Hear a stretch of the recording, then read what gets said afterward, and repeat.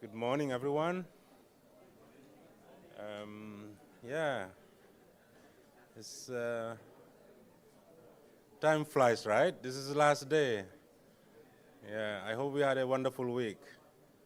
And we're glad to wrap it up with another interesting day today, where it will be very technical, but I guarantee it's very important that we listen to these talks. And we know, we try to argue how important what we're doing is, and how and why that amount of money should be spent on us from the BMBF, right? So we use this morning to showcase some of the work that we have been doing. We'll start with a plenary talk with the first son in the family, which is Mustafa. He's the first German research chair.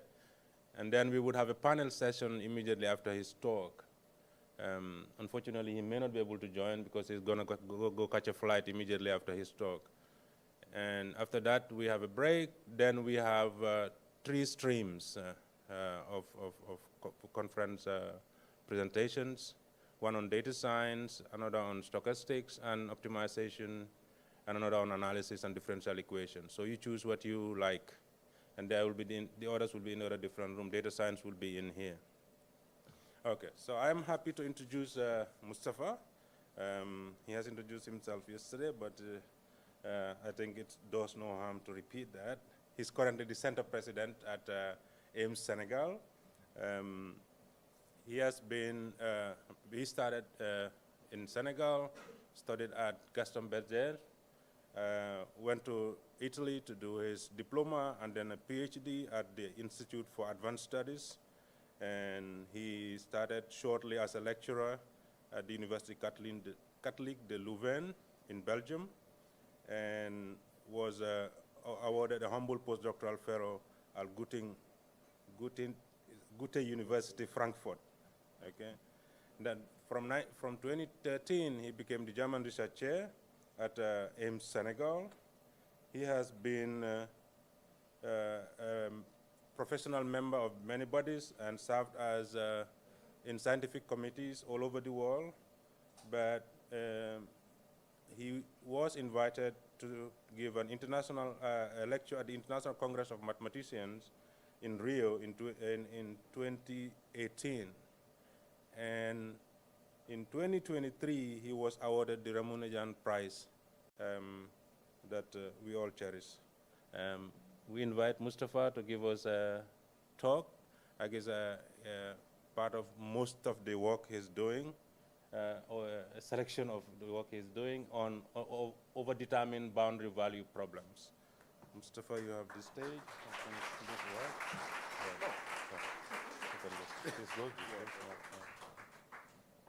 Yes, so thank you very much. So thank you very much, Boubacar. So, yeah, so as Boubacar said, the presentations might be a little bit technical, but we'll try to simplify things.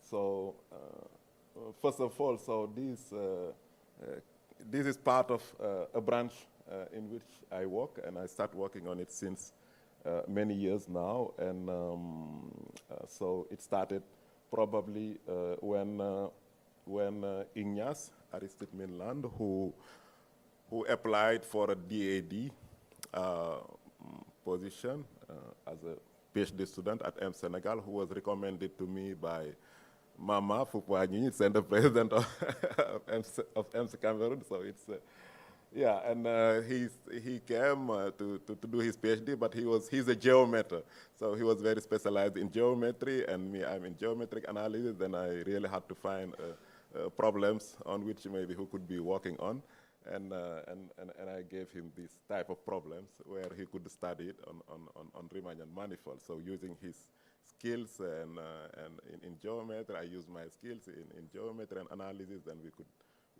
we tried to work on these problems. And so we have had also, with these problems, also to collaborate with Tobias Witt from the University of Frankfurt. So all of this was in 2000, it started in 2013, I would say, so when I started with the German research chair. But before that, so everything started in 2000, in 2012, of course. So this is the story of, almost the story of our selection. So these photos is from Michaela, from the Alexander von Humboldt Foundation. So this is the selection for the German researcher in 2012, so which is the first one. So I was there, so with Professor Griezmann, so giving my public talk. Yeah, and so maybe you see here the selection committee during the farewell dinner, and this is all. So this is after the interviews, the most difficult part, where afterwards, you talk about your life, but you don't know what the people are thinking about you. So you don't know what to expect in any case, because there were only very strong, very good mathematicians who really wanted to take this position. And maybe you have seen how the EMS logo has changed. You see EMS Senegal, so before it was South Africa. So you see now, it is very different now. So it was a long time ago. So, and this is our center. So these people are nearly facing the beach, just in case if you want to visit EMS Senegal. So exactly near. It's just like 100 meters from the beach. So, yes, and from there, then we have had many activities, I would say joint activities, mainly in collaboration between the Alexander von Humboldt Research Chairs and also the German Academic Exchange Service, DAD. And we organized many conferences. We had really a lot of participants coming from mainly Germany and in Africa. And also we have supervised and co-supervised many PhD theses. And so the DAD also cooperation projects with German universities. So these colleagues are Tobias from the Goethe University, and Agostino Merico, who was in ZMT. So Ago, you can just shake your hand.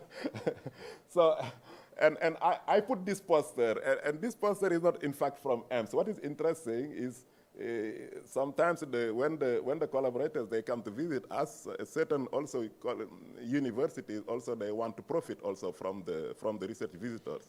And he was visiting this very new university who wanted to develop international collaborations, and this is where this poster comes from. And this was their first public talk, in fact. The university is newly open. Yeah, and also the University of Chemnitz, where we collaborate with Stallman, who is a chair in analysis in TU University of Chemnitz. So let me just go now to my presentation. So the title is maybe some of you know, some of you doesn't, but the most interesting thing is that I'm just having an equation for which, in general, I have much more initial conditions that I was supposed to put. For example, if you have a linear first order ODE, then you have one initial condition that determines everything. But if you put more, of course, this is in general not possible. But it's ODE. But when it comes to PDs, it's completely possible. And this becomes new problems, which sometimes we call overdetermined problems. So this is where the name overdetermined comes. And so the main equations I'll try to simplify is exactly, they look like this in a sense. So it's something that is happening inside the domain. So it's an equation, and I have too much boundary condition, 1, 2. This is too much. So if you work in variational problems and so on, you see that this is too much boundary conditions. And whenever this type of things happen, there are something special, in fact, that is going on, because you are asking a domain to support a solution that might not exist. So the domain, of course, has to have certain properties. But these problems, so as we will see, they appear also in many applications, so in fluid mechanics, capillarity theory, in elasticity and electrostatics. But I'll explain maybe 2 examples in the coming slides. So if you are also interested in shape optimizations, these are the problems that also sometimes you face. For example, if you consider the Dirichlet eigenvalue problems, then you optimize. I would say, put it in the following way: you optimize the shape of a drum, for example. These are the type of also equations that you face. And if you are also more interested in fluid dynamics, also these equations, whenever you solve them in a domain, it produces also solutions to the Euler equations. So these are just very few applications, well, very few motivations about this type of problems that we are interested in. So. So as I was saying, so when you have these problems, since you cannot expect a solution, so the domain itself becomes an unknown. So you are finding a solution U, which is what we usually do.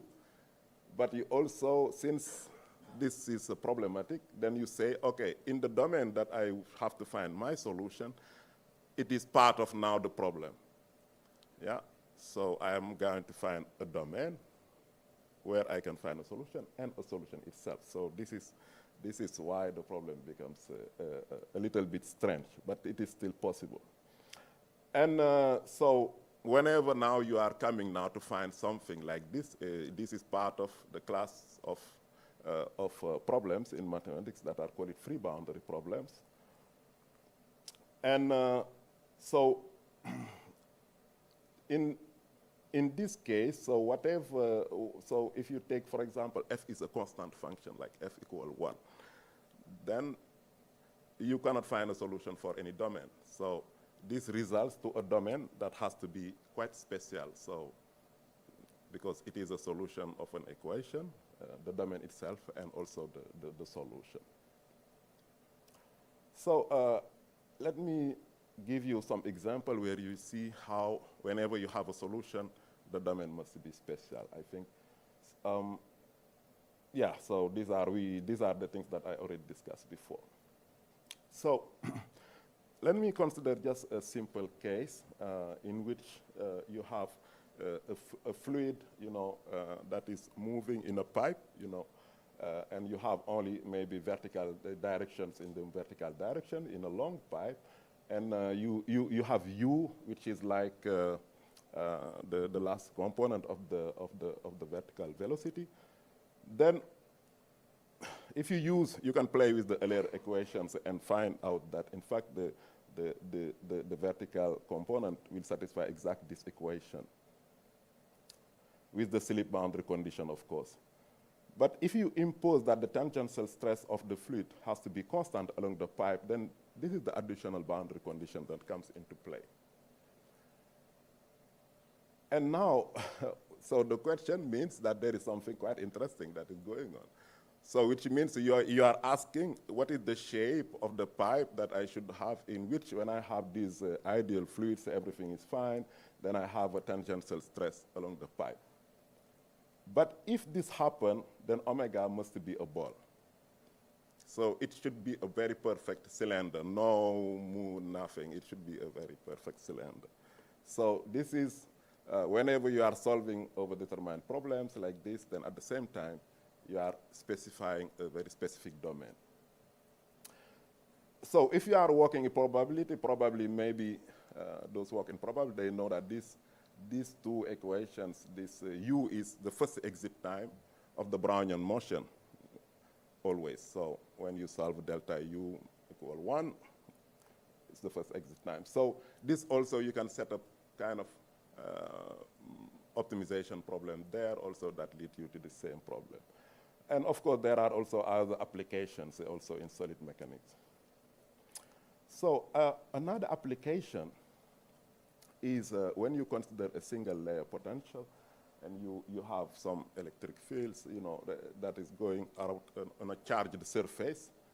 And so the potential is is of course given by, you make the sum, so with R is you make the sum over whole boundaries, and with the distance, with the inverse distance squared. So with the inverse of the distance, so R is here the Newton kernel, which is 1 over the distance, if you want to say.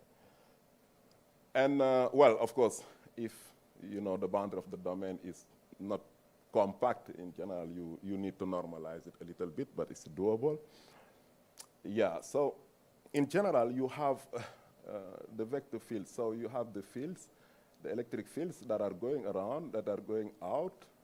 You have, but so what is, if you want to, the vector field, so if you want the electric field to be exactly, that there is no potential difference, so you want it to be exactly the normal of the boundary, then this becomes, again, another problem, which also falls into, again, this an overdetermined condition, so in this problem. So you don't want no potential difference, because in any case, the electric field goes through the normal, but with a certain proportionality. But you want the coefficient of proportionality to be just 1 at every point. I don't want any potential difference. I want everything to be uniform.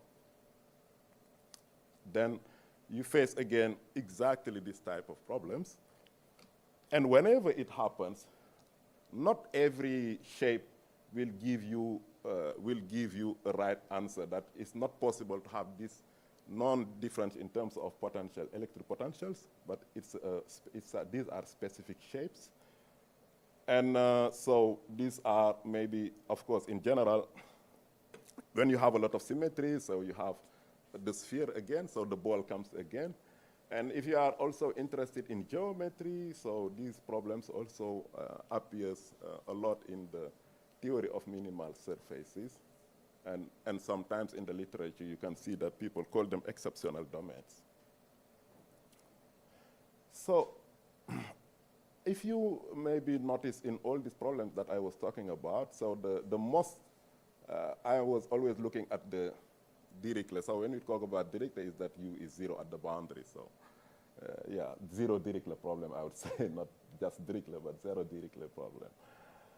But then what is happening now when you exchange the two? So so let me put it in this way, maybe it's simpler to see.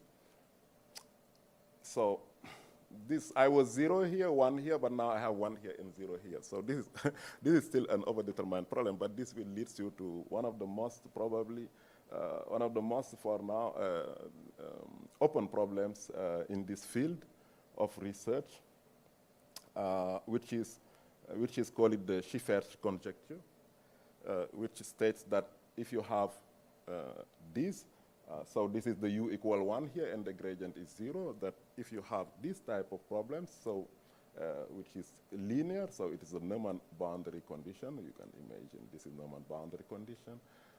Then omega, so the domain must be a ball. So this was a very old conjecture that appears in the problem set by Yao in the 1980s. So I would say sold by Yao, but it is an old open problem. He wrote a list of very difficult open problem, and this is still the 80th problem, but which is still open. There are very few progress. I would say there are very few results on this. Yeah, so it is still open in any case. But something also very nice happens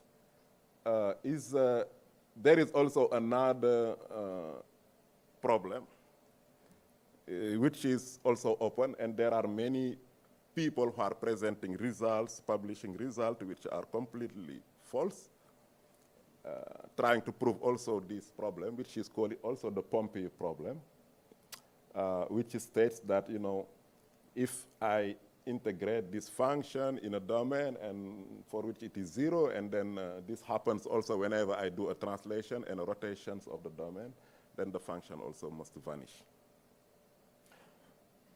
So these two problems, they even look, if you don't even know mathematics, these two, they don't look alike, they are completely different.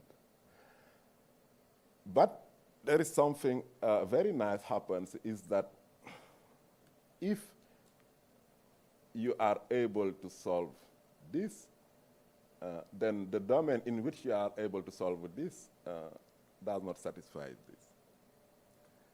So which is called it like the Pompey property. So this is a very beautiful link because Pompey, we do not know, of course, I don't know where Pompey comes with this problem, which looks like a Morera theorem in complex analysis.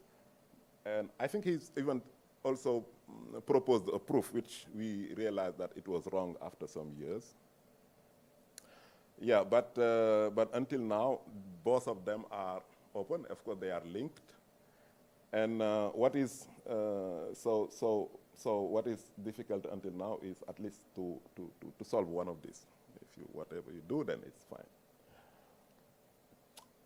So, but so I was trying also to see because there are in the literature you see many applications. So in image processing and so on, but it's very difficult to have a clear reference about the Pompey problem. So so after discussing with my collaborators, then we noticed in fact something that maybe we can share with you. So if you think about maybe that I have some information which is maybe real information, which is this function G, and I also have a shape. So it could be like a shape of image, maybe like taken maybe by a satellite. And then I have the possibility to rotate. So where is the other one? I have the possibility to make a translation, to rotate, you know, to have a square, and I have all this information from this real information, but I get this result. So I have the mean is equal to the mean of the real. Whenever I do a rotation, whenever I do a translations. Now the question is also, okay, so I can do it also for another shape. So the shape doesn't matter. I can take the circles, the disks, everything is fine. I also keep this, getting some information like this. But so the question is, do I have exactly the real information? So is it true that in fact this function h is equal to g? So that's a question that is, this statement is exactly the Pompey statement. I just write it in another way around, but it's exactly the same. So there are very, very few answers. So for example, if you are in a disk, this is completely wrong. I cannot recover everything. In fact, we usually would expect that I can recover all the information, maybe when you are in the most beautiful shape. But it's not always true. And the reason is related to what I was talking before. So if you are in a ball or maybe in a disk, you can solve the overdetermined problem that I was talking about, and whenever you solve it, you don't have a Pompey property. That means you cannot recover the information exactly.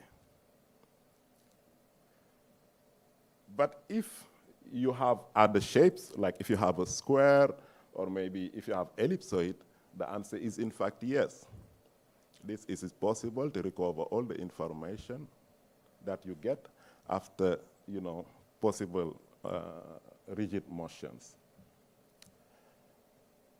Yeah, so this comes also with sometimes also difficult computations, but it's always possible to construct these domains.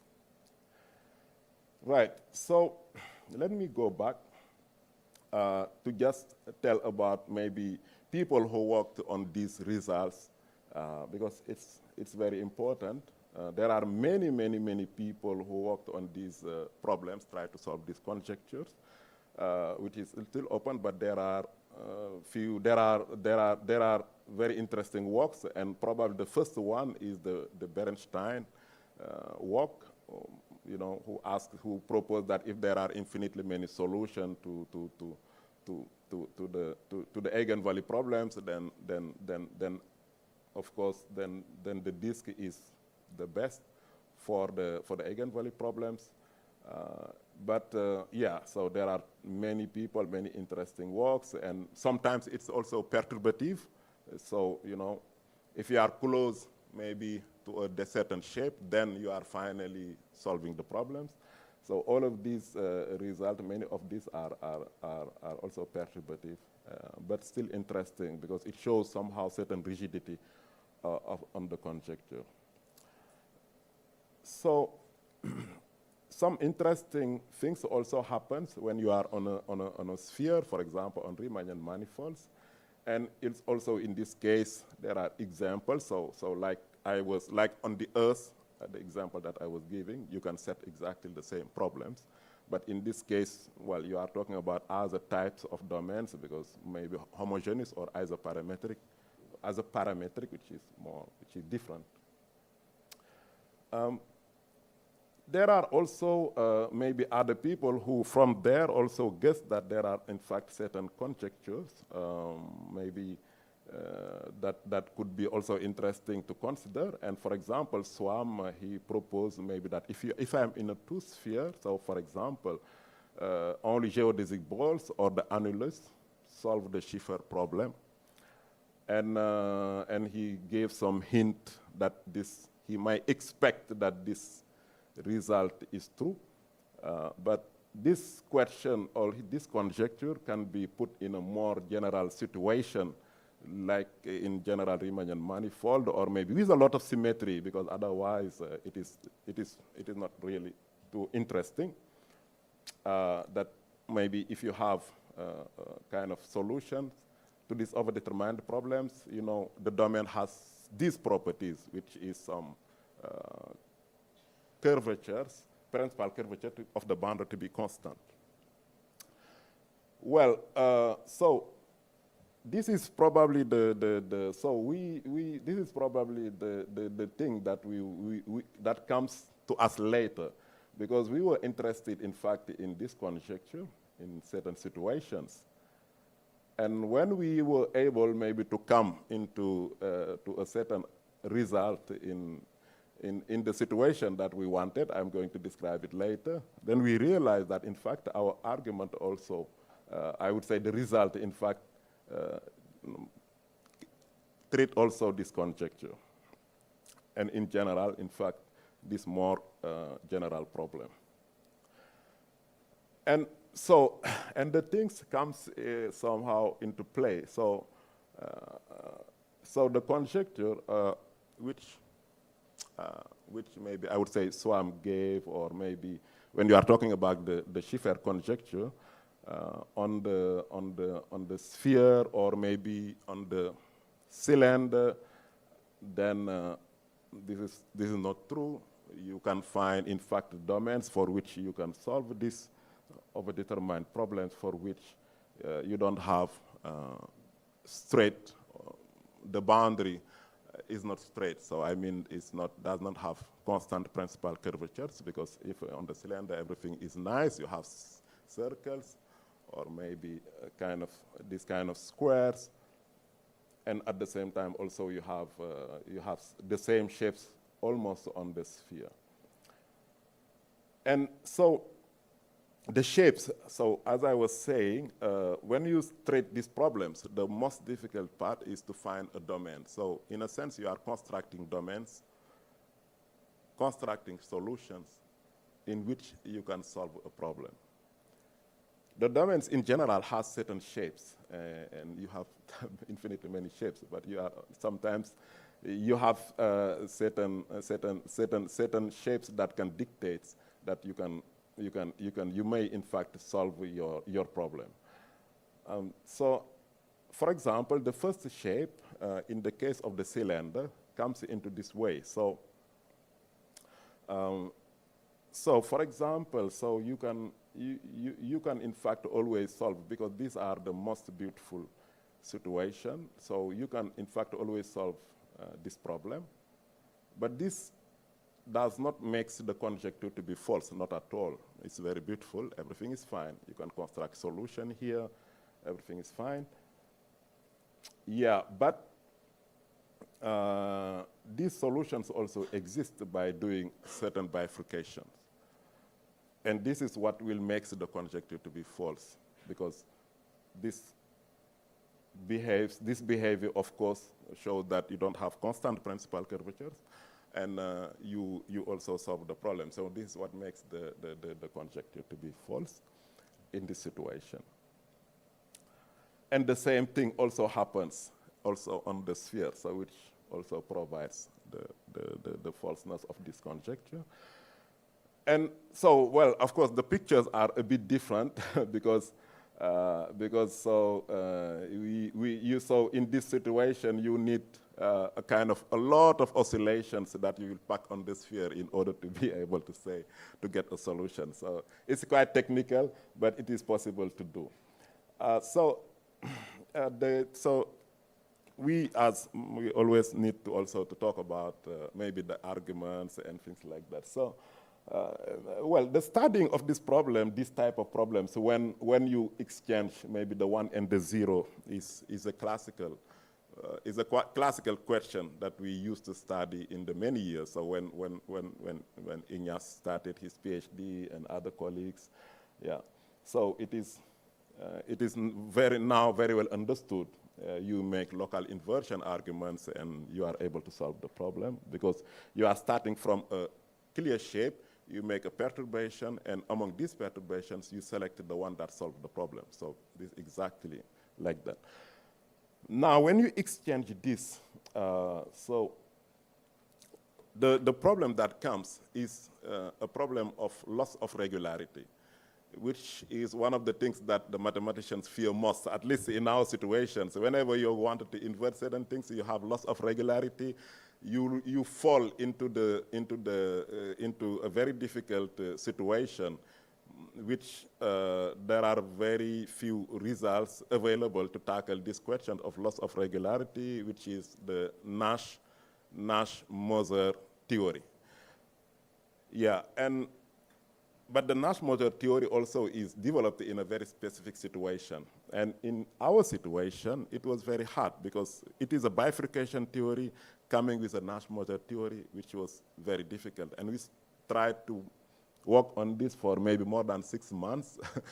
We did some progress, but this was not really probably the right way. And so the idea was that we could find, in fact, another argument that could go away around of this Nash-Moser theory, and that's what makes this result, the argument interesting, and produce a new result.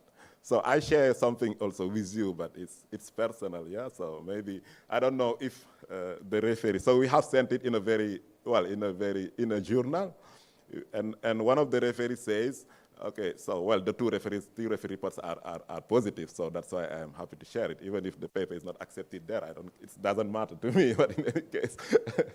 So one of the referees says, there are very, very few results on the Schiffer's conjecture, but this result is among the most important also right now, for example. So yeah, that I find very interesting as a positive referee report, of course, yeah. So yeah, this is the last slide, I think, and thank you very much. Yeah.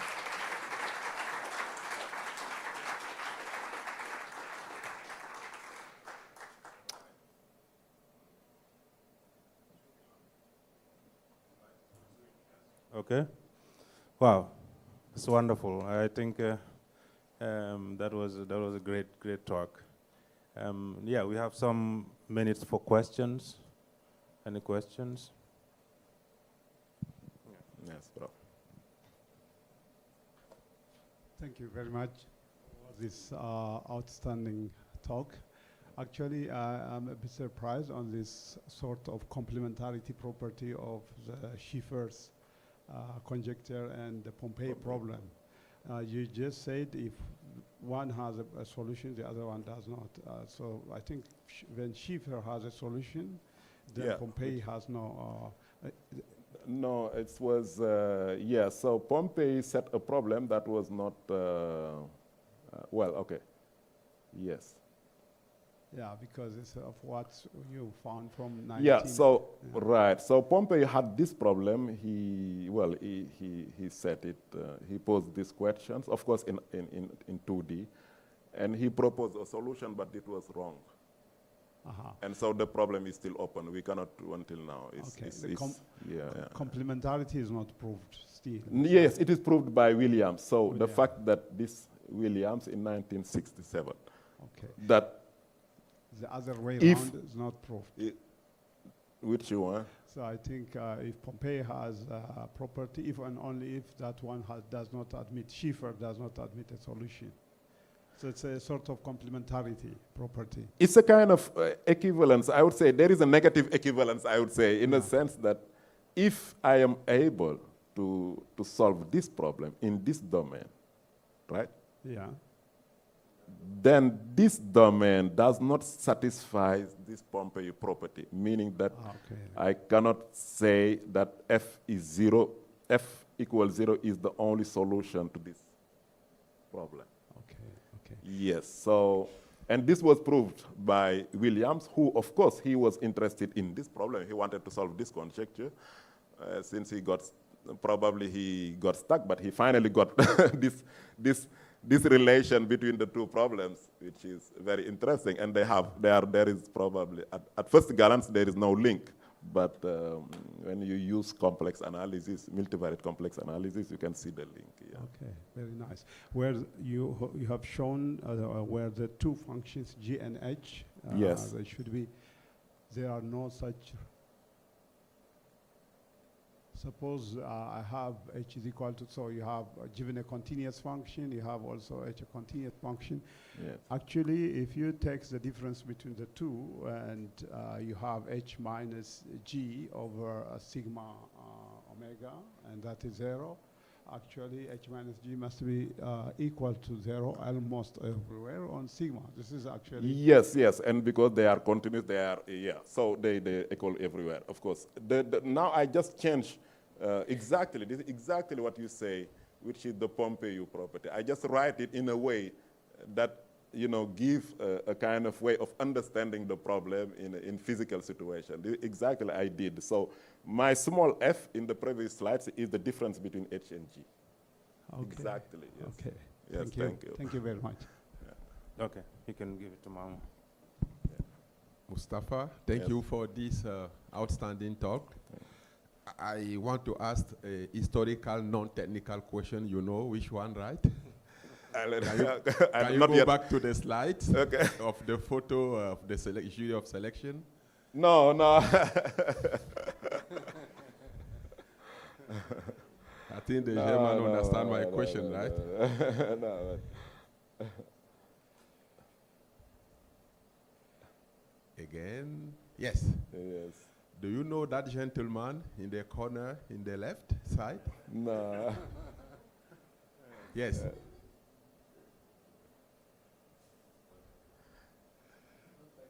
Yes. What Mustafa is avoiding to mention is that I was among the finalists of that research share. To be a finalist of German researcher is a pride. Don't worry. I'm happy that he won. So the situation is that I was among the finalists. Finally, he got it. I came back at home. 1 year later, I got the academic director position. And 3 years later, I was promoted to center president and recruited the EMS Cameroon research chair. And you were our boss. And you became our boss. And congratulations. Yeah, Okay, nice. Any more questions? Isa?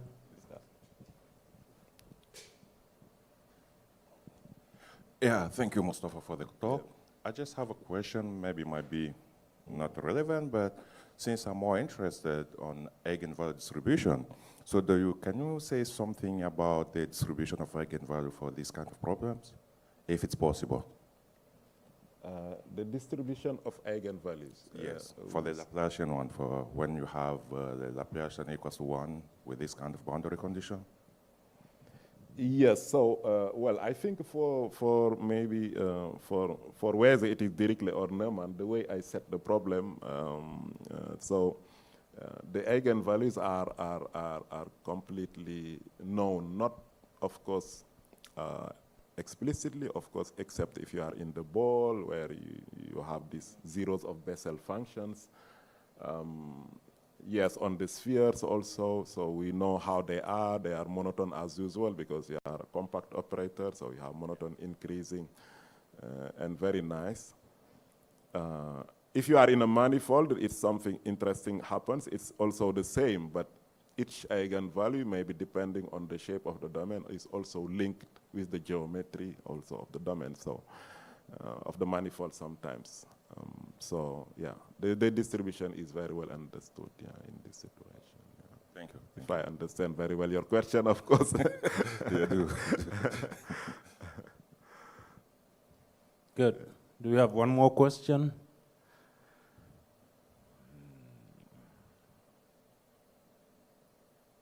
If no, then let's thank the speaker, Moustapha. Wonderful presentation.